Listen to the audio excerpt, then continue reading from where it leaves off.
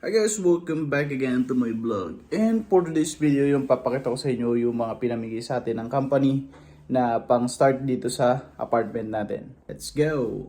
Unahin natin dito, ito binigay ng nung boss ko na patatas. Yan, napakaraming patatas at saka gabi. Meron pa itong dalawang malalaking sweet potato.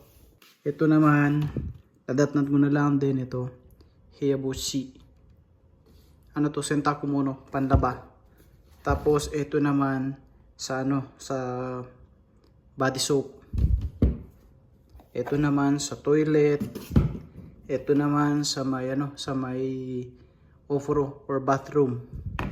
Para hindi naninilaw o yung itim-itim matanggal. Tapos ito naman shampoo. Ito naman naabutan ko na rin sa sa may CR. Yan, naka-prepare na rin.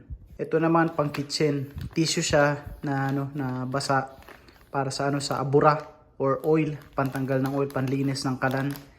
Ito naman saan nga ba to? Sa kung di ako nagkakamali sa to sa may CR yung bowl, pang punas ng bowl.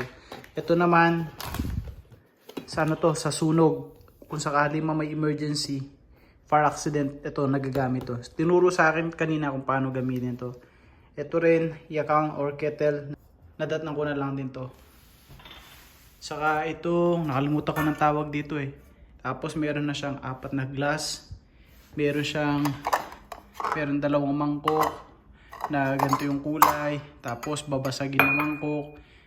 Tapos ito platito, 4. Tapos shikaku na platito, di ko alam kung anong tawag nito sa Japanese. Ito 5 piraso.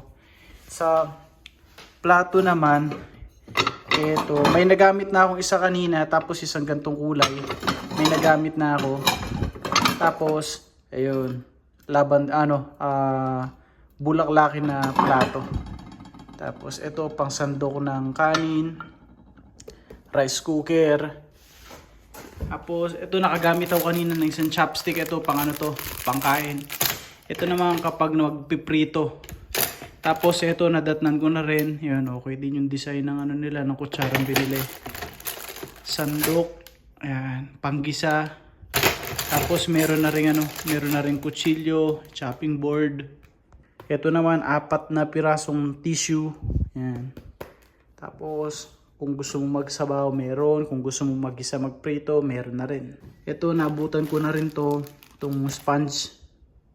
Yan. Tapos ito pang dito sa table kapag gusto nyong kumain, ayan, para di na kayo diretso sa may sahig. Meron ng yan, cushion.